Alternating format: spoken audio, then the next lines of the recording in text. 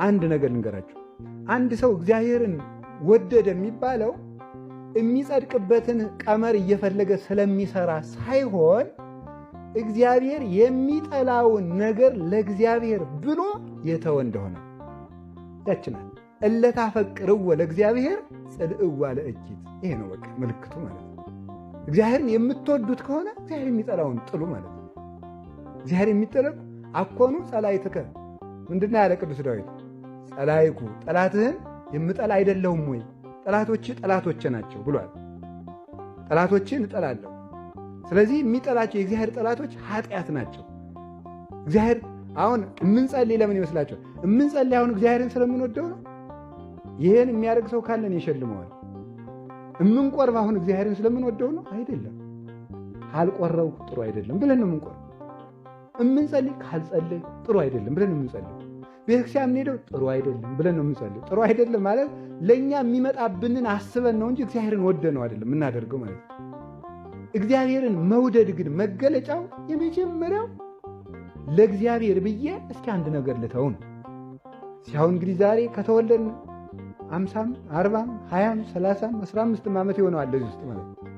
እስከ ዛሬ ድረስ ለእግዚአብሔር ብዬ የተውኩት ምን አለኝ ብሎ ማሰብ። እግዚአብሔር ብዬ የተውኩት ካለኝ ነገር ሁሉ ከከበበኝ የኃጢአት ባለጸግነት እግዚአብሔር ብዬ የተውኩት ምን አለ ብሎ ማሰብ ነው በጎ ዋጋ የሚያሰጠው ማለት ነው። ለራሱ ከፍተኛ የሆነ ፍቅር ያለው ሰው ራሱ ማውራት የሚፈልግ እሱን የሚያመሰግን ሰው እየመረጠ ነው። በጣም አደገኛ የሆነ በሽታ ነው ይሄ። ለራሱ ከፍተኛ ፍቅር ያለው ሰው ራስ ወዳድነት እና በቀላሉ የሚከፋ ሰው ነው የሚሆነው። እንደዚህ አይነት ሰው በቀላሉ የሚከፋ ዝም ብላችሁ የሆነች ነገሩን ነካ ማድረግ ብቻ የሚጠበቅባችሁ እዛ ትጎለጉሉታላችሁ። ራስ ወዳድ ይሄ ምድራዊነት ነው። ይሄ ሰውዬ መክሊቱን እንዲቀብር ያደረጉት ሁለት ነገሮች አሉ። ፈሪነትና ስንፍና ናቸው። ፈሪነትና ስንፍና ሰው በምድራዊነት መክሊቱን እንዲቀብር የሚያደርጉ ሁለት መሰረታዊ አውሬዎች ናቸው እነዚህ ፈሪነትና ስንፍና።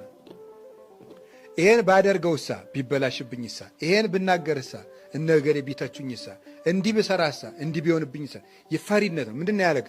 መክሊቴን እነግዳለሁ ስል የባል ሌቦች ቢወስዱብኝሳ ነበር ያለ። ፈሪ ሰው አያፈራም። አጉል ድፍረት ሳይሆን ምን ይሉኝ እነዚህ ብሉኝ ቢበላሽብኝ ብከስር እንዲብል ብሎ ማሰብ ሁልጊዜ እየፈራ ነው ሰው ችግሩን ይዞ የሚኖረው። ሰው በዚህ ዓለም ሲኖር እንግዳ ነው። ለመክሰርም ለማትረፍም ተዘጋጅቶ መስራት አለበት። አስቦ ይሰራል። ከከሰረም እልም ይላል። ቀጣዩን ደግሞ ተነስቶ መቀጠል ነው። ጉዞ ነው ብለናል። ጉዞ ስትሄድ ያድጥሃል፣ ትወድቃለህ። ተነስተ መንገድ ክንት እግዚአብሔር ቸርነቱ ጸሎታችን አለመስማቱ። እውነቴን እኮ ነው የምራግዙ። ጸሎታችን ብንሰማማ እኮ ተላልቀን ነበረ። ካህኑም ከካህን ጋር ተላልቋል፣ ዲያቆኑም ከዲያቆን ጋር አለቀ ነበረ። ታዲያ ግን እግዚአብሔር ቸር እየመረጠ ሕፃን የጠየቀው ሁሉ አይሰጥ አይደል እንዴ? ሕፃን ምን ይላል? እናቱ ስታወቃ ቂጣ ጋግረሽ ስጪ ማለት ሲገባው እሳት አምጪ ይላል አይደለም? ይሄ አይሰጥም፣ እሳት ነው። እኛም በእግዚአብሔር ዘንድ ሕፃን ስለሆን እሳት እንለምናለን። እግዚአብሔር ግን ያንን አይሰጥም። የሚረባንን ይሰማል፣ የማይረባንን ደግሞ አይሰማም። ሰው ከ7 ዓመት በኋላ ኃጢአቱን ሳይናዘዝ መኖር አይችልም በእውነቱ ማለት ነው። አሁን እያንዳንዳችሁ እዚህ በተለይ የሉም ትልልቆች እንጂ ልጅ ካላችሁ ከ7 ዓመት በኋላ ሁለት ወንድማማቾች ወይም እህትና ወንድም ሕፃናት ቢጣሉ 7 ዓመት የሞላቸው መናዘዝ አለባቸው ለንስሐ አባታቸው። እንደ አቅማቸው ስግደት ይሰጣቸዋል። 20 ስግደት ሊሆን ይችላል፣ 10 ልትሆን ትችላለች፣ ይሰጣቸዋል ማለት ነው። ቁርሳቸው ሊተው ይችላሉ። እራታቸውን የቅዳሜ እራታቸው ተጠራቅሞ ይደህ ለነዳያን ስጥ ተብሎ ይሰጣቸዋል፣ ሊሰጣቸው ይገባል። ስለዚህ ከሰው እንዲህ አድርጎ የሚያጠፋውን ከሚያለማው ለይቶ ማወቅ ከጀመረች በኋላ ልጅ አይደለም። በድካምም ማመካኘት አይቻልም። እድሜ ልጅ ነው አይባልም። ቂርቆስ በ3 ዓመቱ ነው ለእናቱ እሳት ያጠፋላት። የቅዱስ ጊዮርጊስ ጠቅላላ እድሜው 27 ዓመት ነው። 7 ጊዜ ሙቶ የተነሳበት ማለት ነው። 77ኛው አክሊል የተቀበለበት ጠቅላላ እድሜው 27 ነው። ድንግል ማርያም አምላክን የወለደች በ15 ዓመቷ ነው የጸነሰችው ማለት ነው። ስለዚህ ሰው ለራሱ ይቅርታ ማድረግ የለበትም። እግዚአብሔር ይቅር እንዲለው ማሰብ አለበት እንጂ ለስጋው። ለዚህ ነው ጌታ ምን አለ? ዘይፈቅድ ይትለወኒ፣ ተመልከቱ፣ ይጽርሐ ለነፍሱ። እኔን ሊከተል የሚወድ ሰው ካለ ራሱን ይካድ ነው ያለ። እስኪ ራሱን ይካድ በሉ። ምን አለ? ራሱን ይካድ ማቴዎስ 16 ቁጥር 24 ላይ በቃ በብዙ ነገር አሁን አንዳንዱን አሁን ለምሳሌ በውጭ ሀገር የሚኖሩ ይኖራሉ። እነሱን ደግሞ በስደት ነው ያለ፣ እየለፋህ ነው፣ እየደከምክ ነው፣ እንደዚህ ያለ ካህን በአግባቡ አላገኘ፣ ከዘመድ ተለይተህ ነው፣ ችግር የለም እግዚአብሔር ቸር ነው። ምንም ጥቅሶችን እየጠቃቀሰ በዚህ አሰናክሎ ሰዎችን ያጠፋቸዋል። እንዲህ በማድረግ ሰዎችን ያጠፋልና ራሳችን እንካድ እንጂ ለራሳችን ይቅር ባዮች መሆን ይጠበቅብን። ለራሳችን የሚያዝንለት እግዚአብሔር ነው። እኛ የእግዚአብሔርን እናስባለን። መጽሐፍ ቅዱስ እኮ ብታነቡ የንግድ ስልት መጽሐፍ ቅዱስ ውስጥ አለ። እንዴት እንደሚነገድ የዳኝነት ስልት መጽሐፍ ቅዱስ ውስጥ አለ። የፍቅር የትዳር አያያዝ መጽሐፍ ቅዱስ ውስጥ አለ። የጮኛ አመራረጥ መጽሐፍ ቅዱስ ውስጥ አለ። አሪያ ጆሮ በየት ይገኝ? አይን በየት ይምጣ? የለም። እና እንግዲህ ተመልከቱ፣ ያልሰበሰቡትን አዝመራ አውጥቶ መፍጨት ይቻላልን? አይቻልም። ያልሰበሰቡትን ቃለ እግዚአብሔር ያልተመከሩትን ምክርስ ሀብት አድርጎ መጠቀም ይቻላል? አይቻልም። ያልተማሩትን ቃለ እግዚአብሔር መጥቀስ ያላሳደጉትን ውሻ ጆሮን መጨበጥ ነው ይላሉ አባቶቻችን። ይናከሳል መልሶ እሺ አይልም። ስለዚህ ዘመዶች መክሊት ሰጥቶናል፣ ሀብት ሰጥቶናል። ይሄውም ጆሮ ነው።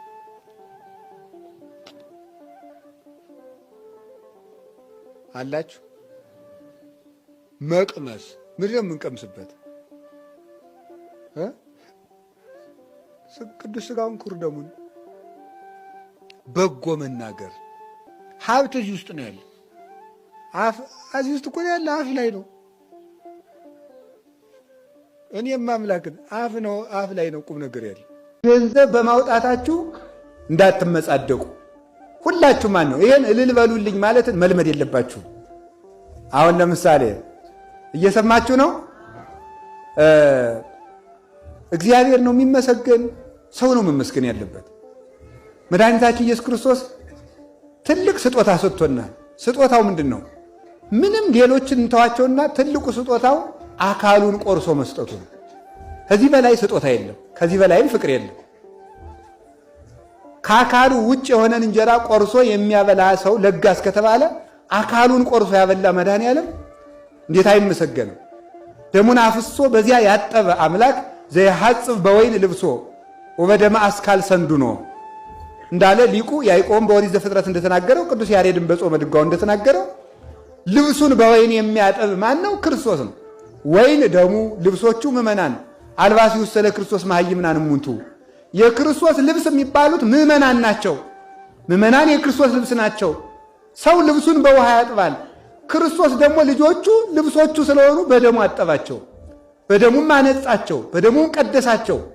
ይህንን ላደረገ አምላክ ለዚያውም ማትረፊያ ገንዘቡን ራሱ ሰጥቶ ራሱ ከሰጠው ገንዘብ ሰጣችሁ ብሎ ዋጋ የሚከፍል ጉልበት ራሱ ሰጥቶ በገዛ ጉልበቱ ሰገዳችሁልኝ ብሎ የሚሸልም አንደበትን ራሱ ሰጥቶ በራሱ አንደበት ተመሰገንኩ ብሎ የሚሸልም እንደ እግዚአብሔር ያለ ማን ይገኛል? እሱ ይመሰገናል እንጂ እንድንሰጥም ስላደረገን ይመሰገናል። አሁን እኛ ግን ማድረግ ምንድን ነው ያለብን ዘመዶቼ? ስንፍናችን ማስወገድ፣ በሰው ማመከኘታችን ማስወገድ። ቁጭ ብሎ ዝም ብሎ አሁን በዚህ በየዩቲዩቡ በየምኑ እየመጣ ቁጭ ብሎ ዝም ብሎ ቤተ ክህነትን ሲዘረጥጥ የሚውል ሰው አለ። ቁጭ ብሎ ምን አባት አለን እኛ? አንተ መቼ ልጅ ሆነህ ነው ወገኛ? እንዲሁ እኮ እውነት ከልቤ ነው። እሱ አይሰራም፣ ስጋው ደግሞ አይቀበልም፣ አይጸልይም። ቁጭ ብሎ አባቶቻችን ስላለቁብን ነው የሁሉ መከራ ስለመጣብን። አንተ ነህ እንጂ ምእመን የሆንከው አሰራም ወይ? ዝም ብለህ ልቅ። እንዲሁ እኮ ይገርማል። እስቲ ሂዱ አሁን ተሰብስበኝ፣ ራብ አፈር ብላ ራብ አቤት አፈር ብላ አቤት አይልም። አሁን ራብን ስለሰደብ ነው ልንጠግብ ነው? አንጠግብ። ስራ ነው ዘመዶች፣ ስራ ነው ዋናው። የተግባር ሰው መሆን የድርሻችን እንዲች ማድረግ ነው። የጀመርናትን መድኃኔዓለም ይባርካል።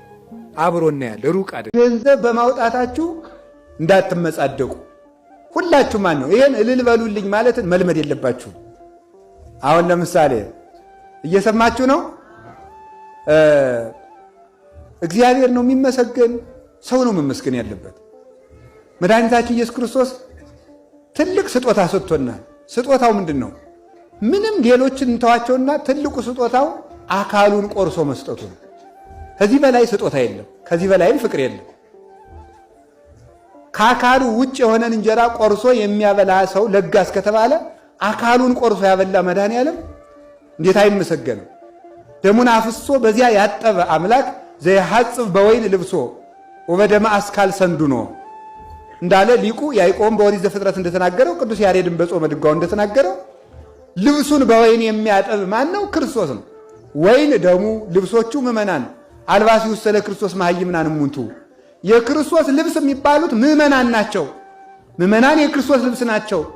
ሰው ልብሱን በውሃ ያጥባል። ክርስቶስ ደግሞ ልጆቹ ልብሶቹ ስለሆኑ በደሙ አጠባቸው፣ በደሙም አነጻቸው፣ በደሙም ቀደሳቸው። ይህንን ላደረገ አምላክ ለዚያውም ማትረፊያ ገንዘቡን ራሱ ሰጥቶ ራሱ ከሰጠው ገንዘብ ሰጣችሁ ብሎ ዋጋ የሚከፍል ጉልበት ራሱ ሰጥቶ በገዛ ጉልበቱ ሰገዳችሁ ብሎ የሚሸልም አንደበትን ራሱ ሰጥቶ በራሱ አንደበት ተመሰገንኩ ብሎ የሚሸልም እንደ እግዚአብሔር ያለ ማን ይገኛል? እሱ ይመሰገናል እንጂ እንድንሰጥም አሁን እኛ ግን ማድረግ ምንድነው ያለብን ዘመዶቼ? ስንፍናችን ማስወገድ፣ በሰው ማመከኘታችን ማስወገድ። ቁጭ ብሎ ዝም ብሎ አሁን በዚህ በየዩቲዩቡ በየምኑ እየመጣ ቁጭ ብሎ ዝም ብሎ ቤተ ክህነትን ሲዘረጥጥ የሚውል ሰው አለ። ቁጭ ብሎ ምን አባት አለን እኛ? አንተ መቼ ልጅ ሆነህ ነው ወገኛ? እንዲሁ እኮ እውነቴን ከልቤ ነው። እሱ አይሰራም፣ ስጋው ደግሞ አይቀበልም፣ አይጸልይም። ቁጭ ብሎ አባቶቻችን ስላለቁብን ነው የሁሉ መከራ ስለመጣብን። አንተ ነህ እንጂ ምእመን የሆንከው አሰራም ወይ? ዝም ብለህ ልቅ። እንዲሁ እኮ ይገርማል። እስቲ ሂዱ አሁን ተሰብስበኝ፣ ራብ አፈር ብላ ራብ አቤት አፈር ብላ አቤት አይልም። አሁን ራብን ስለሰደብ ነው ልንጠግብ ነው? አንጠግብ። ስራ ነው ዘመዶች፣ ስራ ነው ዋናው። የተግባር ሰው መሆን የድርሻችን እንዲች ማድረግ ነው። የጀመርናትን መድኃኔዓለም ይባርካል። አብሮና ያለ ሩቅ አይደለም። የማይቻል ነገር ሁሉ ለሚታዘዝ ሰው ይቻላል። ለዚህ ነው ሲራክ ሲናገር አባትህ ባረጀ ጊዜ ፀሐይ በእንቅብ አጠራቅመህ ቤት ውስጥ አግብተህ አሙቀኝ ቢልህ እምቢ አትበለው የሚለው። እንግዲህ ፀሐይን በእንቅብ አጠራቅሞ አስገብቶ ማሞቅ አይቻልም። የማይቻል ነገር ቢሆን እንኳን እምቢ አትበል። ስለመታዘዝህ ይደረጋል። ስለመታዘዝ የማይቻል ነገር ስለመታዘዝ ይደረጋል። እንዴት ሊሆን ይችላል? አሁን ብዙ ጊዜ ባለፈው በኒቆዲሞስ ትምህርታችን ተማምረናል። የማያምን ሰው አይምሮ ሁልጊዜ አንዱ ችግሩ ማመካኘትና እንዴት ይሆናል ማለት ነው። ኃጥእ ሰው በላኩት ጊዜ ያመካኛል፣ በመንገድ ላይ ያንበሳ ደቦላለ ይላል ሰሎሞን። ስለዚህ የማይቻለውን ነገር የማይነካ ከጠይቃችሁ የማይነካ መልስ መልሳለሁ ነው። በቤተ ክርስቲያን ውስጥ መዝሙር ሲዘመር ክራር ይፈቀዳል ወይ የሚላለ? አይፈቀድም። ይሁን ስመልስም ደስ እንዲላችሁ ያልኩኝ ለዚህ ነው ማለት ነው። ክራር አይፈቀድም። የዘፈን መሳሪያ ነው፣ የመዝሙር መሳሪያ አይደለም። በገና፣ መሰንቆ እና ከበሮ፣ ጸናጽል፣ ዋሽንት፣ አርጋኖን እነዚህ ናቸው የሚፈቀዱት እንጂ ይሄ መጽሐፍ ቅዱስ ላይ ትንቢተ ዳንኤል ምዕራፍ 3 ላይ እንደምናነበው ሶስቱን ሕፃናት 2 ወይም 3000 ምዕራፉን ወደኋላ ወደፊት ካልክ እዩት። ከሁለቱ ምዕራፍ አንዱ ይቅርታ አድርጉልኝ። ስለዚህ ሶስቱን ሕፃናት እነ ዳንኤልን በእሳት የተጣሉበት ጊዜ የመከራው ጊዜ ናቡከደነጾር ህዝቡን ያሳሳታበት መሳሪያ ምንድነው የነበረው? ምንድነው? ክራር ነበረ። እና በመጽሐፍ ቅዱስ ክራር የተከለከለ ነው። ገዳም ስትሄዱ በተለይ በጣም ብዙ አባቶች ይሳደባሉ። አባቴ እንደው ቢባርኩኝ ብዬ ነበር አፈር ያብላ ይላሉ። ሩጠው ይጠፋሉ። ቆይ እኛ የት እንጠጋ ትላላችሁ? እዚያ በኋላ ከዓለም ሰልችቶን ስንመጣ እነዚህ ደግሞ መሳደብ አባትን የት እንሂድ ትላላችሁ። ግን የሚሰድቧቸው እናንተ ላይ ያለውን ሰይጣን ነው እንጂ እናንተን አይደለም። አንድ ጊዜ ትዝ ይለኛል። አሁን ያረፉ አባት አሉ፣ በረከታቸው ይድረሰን። ቅድስት ክርስቶስ ሰምራ ነበር የነበሩት።